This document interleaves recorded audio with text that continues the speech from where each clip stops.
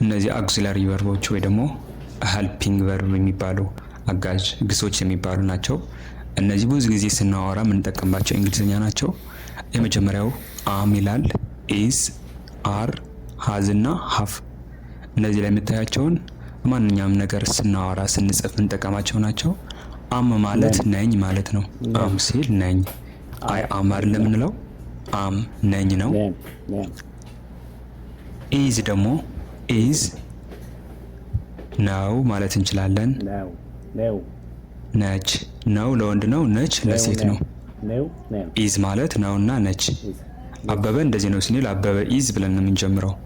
ስለዚህ ጥሬ ትርጉማቸው ይህን ይመስላል። አም ነኝ፣ ኢዝ ነው ወይ ነች ነው። አር ደግሞ ናቸው። ይሄ ለብዙ ሲሆን ነው።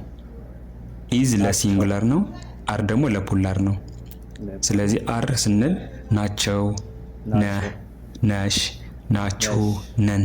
ለነዚህ 5 ነገሮች እንጠቀምበታለን። 5 ነገሮች። ቀጥለን የምናየው ደግሞ ሃዝ በሚለው። ሃዝ ማለት ለሲንጉላር ነው። አለው፣ አላት። ይሄ ለሁለት ስንጠቀም ነው። እሱ አለው፣ እሷ አላት ስንል።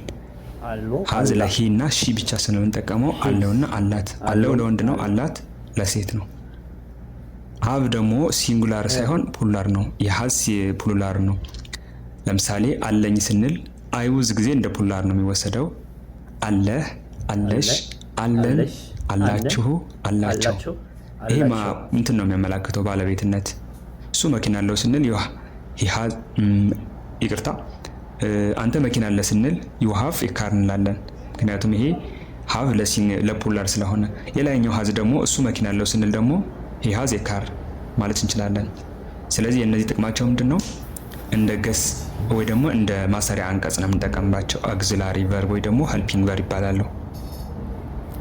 ለምሳሌ አም በሚለው እንኳን ብንሄድ ከላይ አም በሚለው አም ማለት ነኝ ብለናል አይደለ? ስለዚህ እኔ እንደዚህ ነኝ ብለን መግለጽ ስንፈልግ አይ አም ብለን ነው የምንሄደው።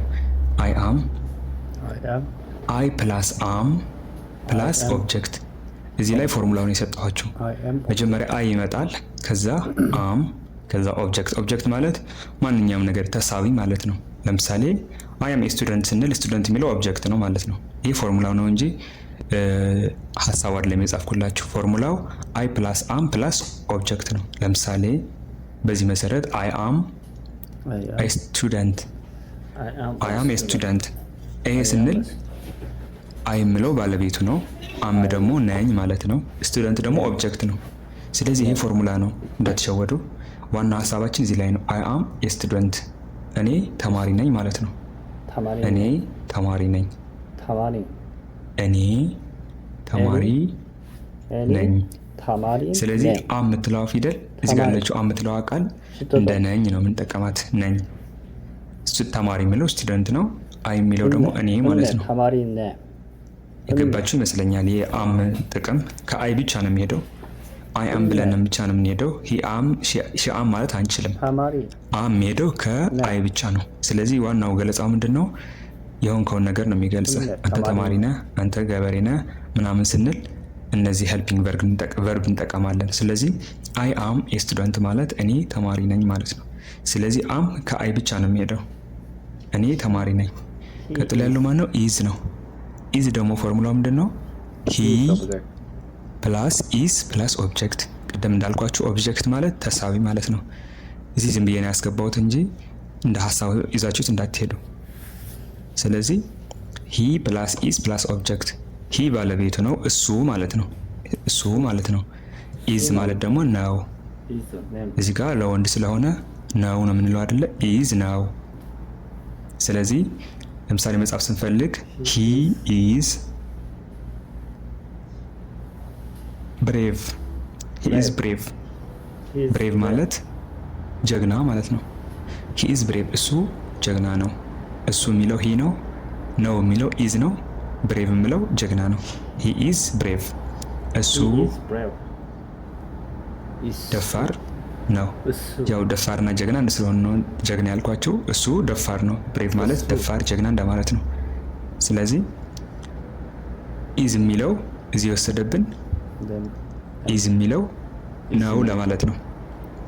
ነው ለማለት ነው። ስለዚህ he is brave ስንል እሱ ደፋር ነው። ሁለተኛው is የምንጠቀመው ደግሞ ለሴቶች፣ ይሄ ለወንድ ነው፣ ይሄ ለሴት ሲሆን ነው። ለሴት ሲሆን ደግሞ she is plus object፣ she plus is plus object ፎርሙላው ነው። ስንጠቀም ደግሞ she is ብለን እንሄዳለን። እሷ እንደዚህ ነች ለማለት ነው። እንደዚህ ነች። ኦብጀክት የሚለው ተሳቢ ነው፣ እሷ የሆነችውን የሚያሳየን ነው። she is pretty። pretty ማለት በጣም ቆንጆ ቢዩቲፉል ማለት ነው። ስለዚህ ፕሪቲ ማለት ቆንጆ ነው። ተሳቢ እንደ አድጀክቲቭ ነው የመጣው፣ እዚህ ገላጭ ነው የመጣው። እሷ ቆንጆ ናት ወይ ነች ማለት እንችላለን። ናትና ነች ያው ነው። እሷ ቆንጆ ነች፣ እሷ ቆንጆ ናት። ስለዚህ እዚህ ጋር የምትይዙልኝ ምንድን ነው? ኢዝ ዋና ጥቅም ለማየት ነው የመጣ ነው። ትኩረታችን እዛ ስለሆነ ሺ ኢዝ ስንል እሷ እንደዚህ ናት ወይ እንደዚህ ነች እያል ነው። ወንድ ከሆነ ደግሞ ሂ ኢዝ ስንል እሱ እንደዚህ ነው። ስለዚህ ኢዝ ማለት ትርጉሙ ቀጥታ ነውና ነች ነው ማለት ነው። ቀጣይ የሚሆነው አር ነው። ከአር ጋር የሚሄድ ደግሞ ዩ አለ። ዩ እንደ ሲንጉላር እና ፑላር አለ። አንተ፣ አንቺ፣ እናንተ ማለት ነው። ግን ብዙ ጊዜ የሚወሰደው ሶስቱም እንደ ፑላር ፎርም ናቸው፣ ወይ ደግሞ እንደ በብዙ መልክ ነው የሚካሄደው።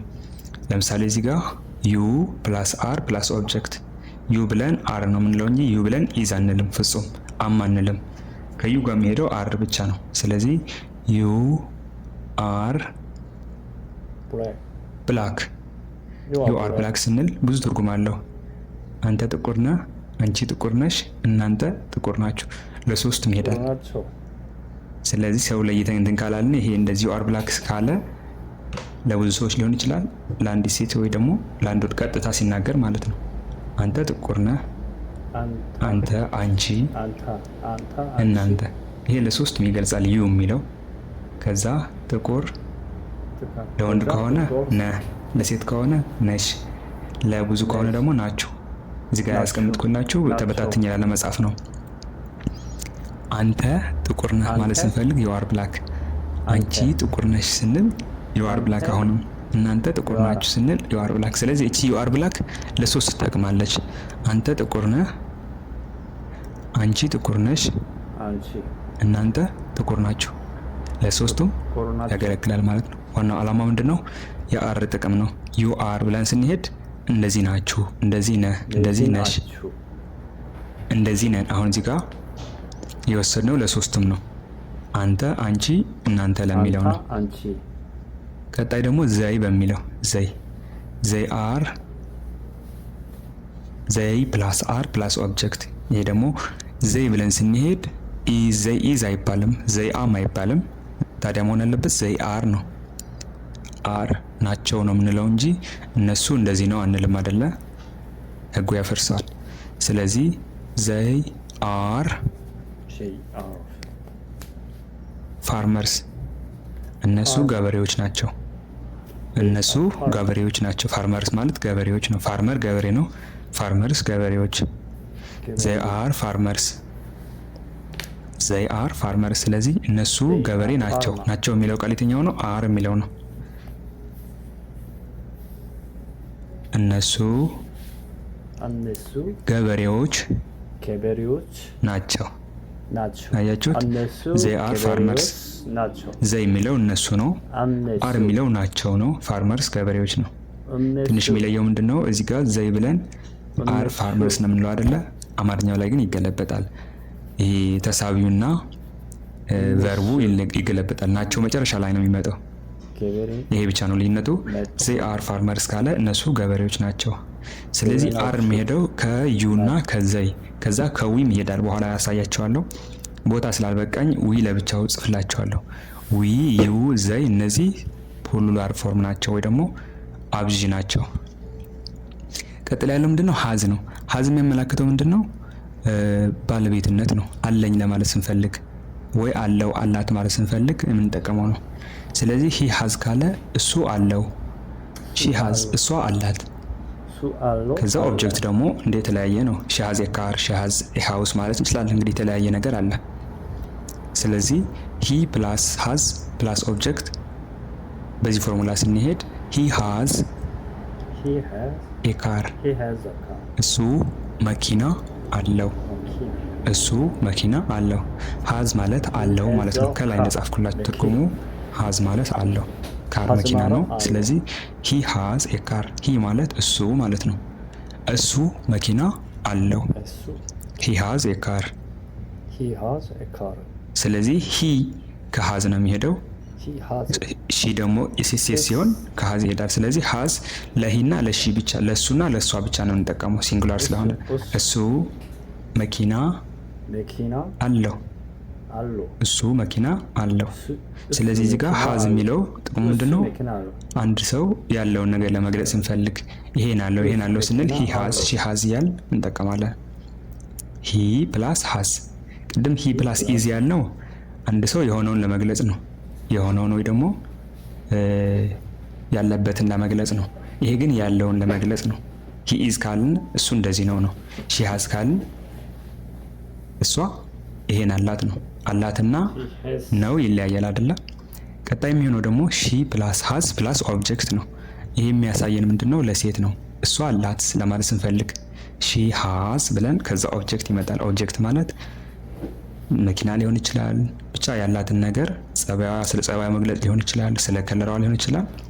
ሺ ሃዝ ኤ ሃውስ ብለን አሁን እሷ ቤት አላት መግለጽ ስንፈልግ ማለት ነው። እሷ እንደዚህ አይነት ከለር አላት ስንፈልግ ደግሞ ሺ ሃዝ ብለን ከለሩ ማስቀመጥ ነው። ስለዚህ ሺ ሃዝ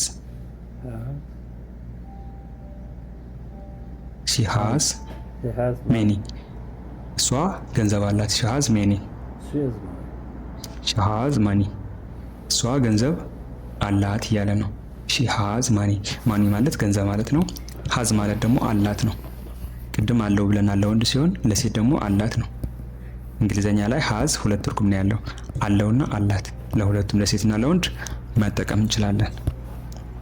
ሺ ሃዝ ማኒ ሺ ማለት እሷ፣ ሃዝ ማለት አላት፣ ሜኒ ማለት ገንዘብ ማለት ነው። ሺ ሃዝ ሜኒ ማለት እሷ ገንዘብ አላት። እሷ ገንዘብ አላት። ስለዚህ ዋናው ነገር የምትይዙልኝ ምንድነው? ሃዝ የሚለው ቃል ትርጉሙ ምንድነው? ሃዝ የሚለው ቨርብ ትርጉሙ ምንድነው? አለው አላት ብለን መግለጽ ስንፈልግ ነው። ከሁለቱም ውጪ አለኝ አለህ ለሚለው አይሆንም። ምክንያቱም ሃዝ ሲንጉላር ነው። በእንግሊዘኛ ደግሞ ሲንጉላር የሚባለው እሷና እሱ ብቻ ናቸው። ሌሎቹ እንደ ፑላር ፎርም ነው የሚወሰደው። ሃቫውን ፑላር ነው አይደለ? ሃቭ ላይ የምንጠቀመው በጣም ብዙ ናቸው። ኦልሞስት ወደ 6 እንትኖች አሉ። ሃቭ ስንጠቀም አይ ፕላስ ሃቭ ፕላስ ኦብጀክት። አሁን እዚህ ጋር የምትይዙልኝ አይ አንድ ሰው ነው እኔ ብቻ እያለ ነው አይደለ? ግን በእንግሊዘኛ ህግ አይ ሲንጉላር አይደለም፣ እንደ ፑላር ነው የምንጠቀመው። አይ ብለን ሃቭ ነው የምንለው እንጂ ሃዝ አንልም።